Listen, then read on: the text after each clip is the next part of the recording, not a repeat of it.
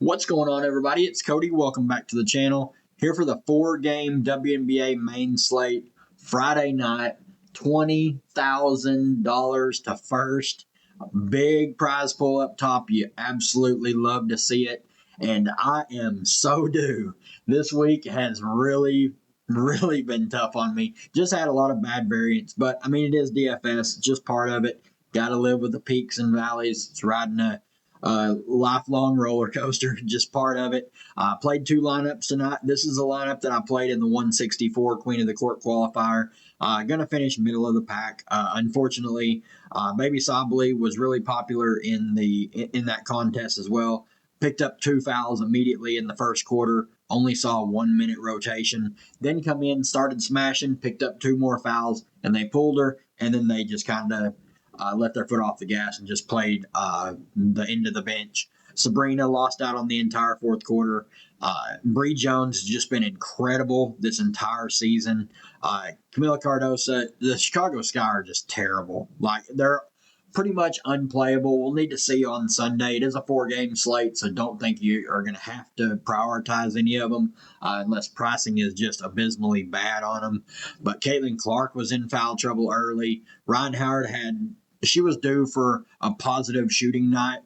She got there, but unfortunately the rest of my lineup kind of let me down. Then my other lineup, I just swapped Ron Howard and Sabrina Ionescu for Alicia Gray and Jonquel Jones. Unfortunately, Jonquel didn't play any in the fourth quarter. Neither did Sabrina. Neither did really any of the starters, besides Natasha Cloud, who was absolutely cooking to start the fourth quarter. But I digress. We're not worried about that. Let's look at these spreads. I'm going to have to pull up the Sun game because obviously it's not on Draftkings.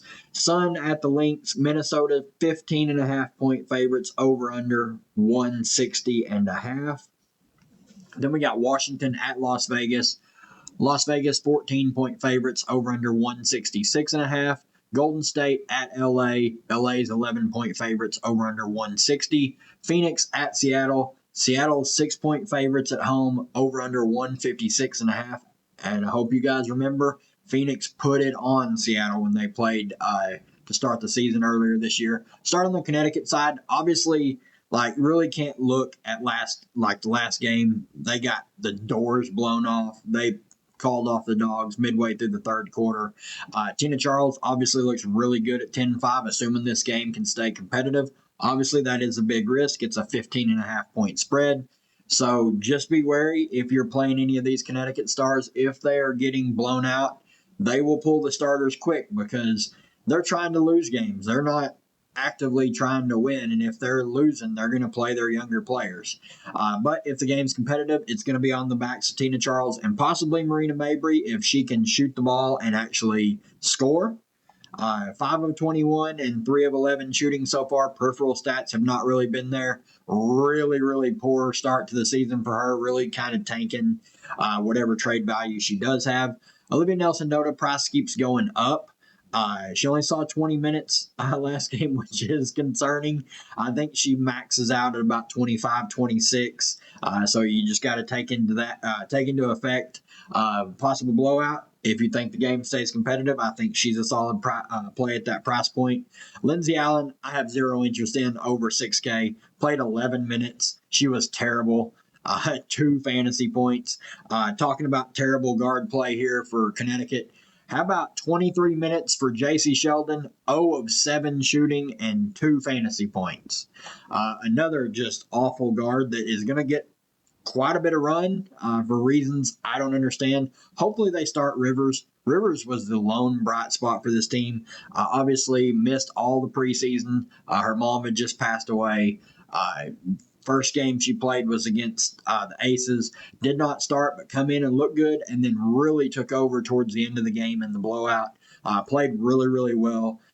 They just need to get her as many minutes as they possibly can. Same with Bree Hartley. Just a feel-good story. Love to see her back in the league. 3,900 is a solid price point. She's played 19 and 20 minutes. Been really good in the time that she's played.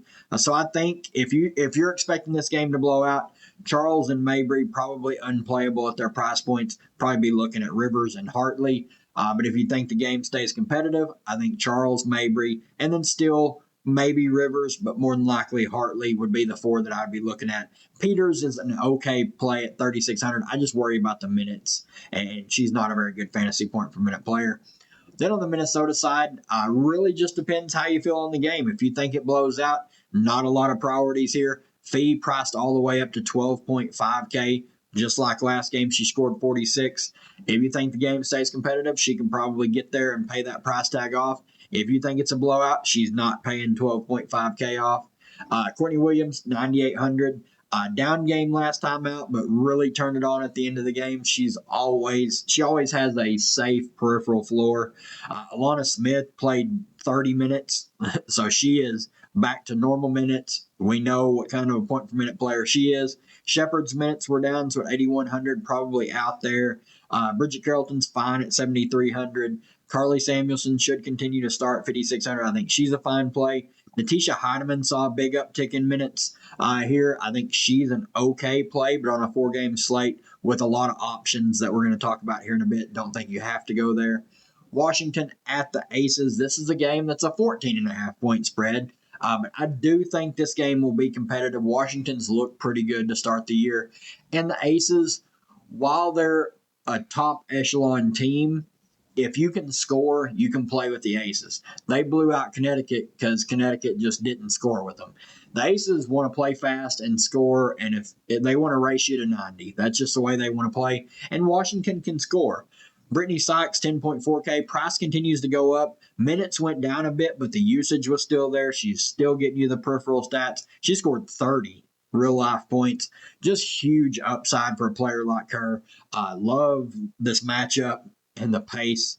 Citron, 8,700 minutes, finally took a tick up all the way up to 35 minutes. She shot 3 of 11, but 8 boards. She's going to get you some peripheral stats, and anytime she scores well, she's going to have a pretty high floor in DFS. Kiki Iriafen, 7,800. Love the price tag here on Kiki. 28, 31, and 31 minutes. Didn't have the foul concerns and is starting to really rack up the rebound numbers. No Shakira Austin already ruled out, concussion protocol. Dolson, she's been rough. She did play 19 minutes, almost a fantasy point per minute this last game, but man, she's not looked very good out there. She was getting in immediate foul trouble, had to come back because Austin was in and out, getting texts. I don't know if I'm going to have very much interest in Dolson. I would much rather just pay the extra 1,000 and get up to Kiki. Sug Sutton, they finally benched her, only 13 minutes. I tried telling everybody that this first game was a complete outlier when it comes to her scoring and any kind of upside that she has. Jade Melbourne finally got extended 29 minutes.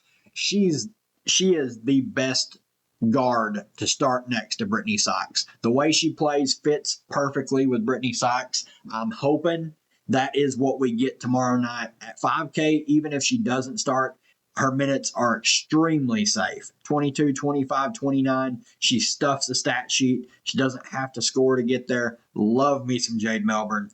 I do think Emily Ingsler is possibly in play as like a cheap tournament option. I don't think you really have to go there. I'm expecting 13 to 15 minutes with no Shakira Austin, and we know she's north of a fantasy point per minute player when she actually gets the run. Then on the Aces side, a lot to like here. Asia Wilson, 12.2K, lock and load. I mean, look what she did. In 29 minutes against Connecticut, she shot 6 of 16 and still put up a 50 burger in 29 minutes. She missed out on 7 minutes. She could have went for 70. Like, she was just having her way. It's Asia Wilson. She's the best WNBA player. She's the best WNBA DFS player. And she's not even the highest price player on this slate. Lock and load, play Asia Wilson, and just figure out the other 5 in your lineup. Jackie Young, 9,100. Love the price tag on Jackie. She had a really good start to the game against Connecticut and then fell off a cliff. But, I mean, the game was pretty much over right away. Joel Lloyd, 8,400. Fine tournament play. Chelsea Gray, 8,300. Like the price tag there. Peripheral stats are always built in with her. Dana Evans, 4,900. She's going to play high teens minutes off the bench. Kia Stokes, 3,800. If you're looking for a cheap salary saver, she's going to play right around 20 minutes, offers literally nothing on the offensive end, so she needs to get those peripheral stats to really get there. But at 3,800, doesn't take a lot to pay that off. Tiffany Mitchell going to play low teens minutes off the bench, pretty low usage. Obviously, this last game she had a good game, but it was later on when it didn't really matter. Crystal Bradford at the flat men. I want to say all 8 of her minutes come when the game was not blown out. She played 8 real minutes with the starters. So at 3K, I definitely think you can play her. Would expect her to get 2 rotations, maybe a third if they want to go with a little bit bigger of a lineup over Tiffany Mitchell. Phoenix at Seattle. On the Phoenix side, we saw Loxa come out and just ball out. They gave her 23 minutes. She shot 3 of 9, just stuffed the stat sheet. She looks really good at 4,300. They actually gave her more minutes than Alexa Held, who only played 13 minutes. McConney played really well after her dud of a first game, played 24 minutes. They're going to spread the minutes out a lot to pretty much everyone besides Sawtoo and Alyssa Thomas. Even Sawtoo, though, only 29 minutes here. And I mean, it was a super close game. She still absolutely crushed. She's just been on another planet lately. I mean, 26 minutes, 42 fantasy points, 29 minutes, 43 fantasy points. Price is still easy to get to. AT, we know she's as safe as they come. She's definitely going to get the peripheral stats, and she's been scoring at an elite clip as well. Super efficient. Should play low to mid 30s minutes as well. Westbeld 5,800. Only worry is the minutes. She scored 19 fantasy points in both games, but minutes aren't that great, and at 5,800, it's starting to get to a price point where it's kind of iffy. Whitcomb 5,700. She's just going to go out and shoot threes. She's not going to shoot anything else besides threes. 2 of 4 from 3, 1 of 6 from 3, and she shot 1 non-3-point attempt. But 28 minutes is solid. I do think the price is a bit steep on her. I would much rather save 1,400 and play Laxa. Then on the opposite side, Seattle, they ran an extremely tight rotation against Dallas on the showdown earlier this week after getting embarrassed by Phoenix. All the starters played huge minutes. NECA, and they're all underpriced again. Once again, NECA is underpriced at 9,700. Diggins is underpriced at 9,200. Ezzy Magagor is 8K. And yeah, everyone thought she didn't have a good game. 28 minutes, 28 fantasy points. If she's going to play to a fantasy point per minute, I can't wait to see until she gets 31, 32 minutes and has a really good, only 2 stocks. We know she's one of the best players in the WNBA at getting stocks. And then let's talk Gabby Williams, 7,600. She's played 32 and 39 minutes, had a breakout game against Dallas, 10 peripheral stats, 5 stocks. I mean, she's going to stuff the stat sheet. She's one of arguably maybe the best defenders in the WNBA. Just big upside. Obviously, the offense can be really lacking at times, but one of the highest ceilings on a player sub 8K that you're going to find pretty much any slate. Then Alicia Clark, she played 36 minutes. She's not going to offer much in the way of fantasy production, but good defender. Then off the bench, going to be Erica Wheeler and Lee Uru. Dominique Malonga played a whopping 1 minute against Dallas. So the number 2 overall pick is going to have to wait a bit before she gets her time to shine. The last game of the night, Golden State at the Sparks. On the Golden State side, already got confirmation that Tiffany Hayes is out. Mo Billings is questionable with an ankle injury. Anytime one of these injuries pops up late, I really worry about their availability for the next game. So definitely something to keep an eye on. Timmy Fagbenley, 7,400. Price keeps going up. She's going to be active when she's out there. She got in massive foul trouble early, really salvaged her day. So definitely don't mind Timmy. Same thing with Kayla Thornton, especially if Mo Billings is out. Going to be a tighter forward rotation, playing big minutes. She's going to shoot the ball when she's out there. She's going to get you some peripheral stats, so don't mind her. Then the guard rotation with Tiffany Hayes out. Probably they did start Van Loo in the second half. Going to be a little bit of a hot hand approach, though. Van Loo started the second half, didn't really play very well, so they went to Lady. Veronica Burton nuked off Shot 6 of 11. If you played her, congrats. Like, she shot the lights out. She can get you the peripheral stats, and then anytime she's going to score well, she's going to have a good fantasy game. So if you want to chase that, be my guest.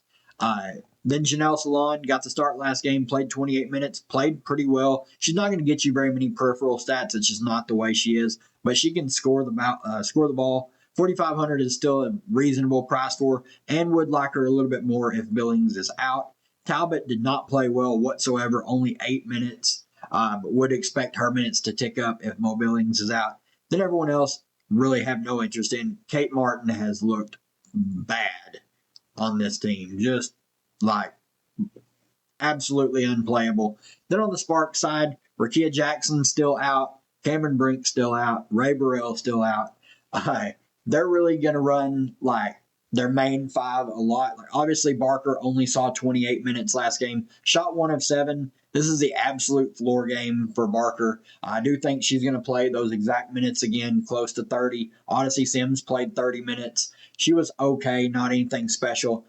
Big Z, though, just absolutely took the top off and nuked almost 50 burger. I mentioned a couple days ago that she had 50 in her, and she absolutely can get there again. I mean, did it in 30 minutes. She's just crazy, crazy talented. When she actually wants to shoot the ball and wants to just play well, she can. Just a great fantasy player, a great person. Just love to see her having success. Love the price tag on her. Derica Hamby, 10.6K. They finally priced Plum over her. Hamby, fine play at that price point. But Kelsey Plum, need to talk about her. 40 minutes, 34 minutes, 40 minutes. She's playing every second of every game that she's not in foul trouble or fouling out of. So just I'm expecting 40 minutes from her. Until I see otherwise, I'm expecting her to play 40 minutes just because they don't really want to play anybody off the bench. Russell played 6 minutes last time out. Cannon got 9 minutes. Then you got Julie Almond, got 9 minutes. Then you got King, played 13 minutes. That's it. Fegan did not play. That was a previous game. No, that was last game. She did play 1 minute. My bad. She played 1 minute. So they're going to run their starters a ton. A lot to like on this slate. I will definitely be live on YouTube 1 hour before lock. Hop in there. With it being a bigger slate, I probably won't do a refresher on all the games. That way I can answer as many questions as I can to help as many people as I can. Since it's only a 20-minute stream and there's 4 games, going to be a lot of questions. But if you guys enjoy my content and want more of it, hit the link in the description. Check out my premium content. Guys in there, we've been crushing this season. Obviously, this week has been a bit of a letdown, but season just started. We absolutely crushed opening weekend. So you can't win every night, but we'll take what we can get. If you enjoy the content, leave a like on the channel. Really helps out the channel grow. Really appreciate all the love the channel's been getting this year. Over 100 new subscribers since the season started. Just crazy, man. Just really, really thankful for you guys. Hope you guys enjoy it, and we'll see you for the next one.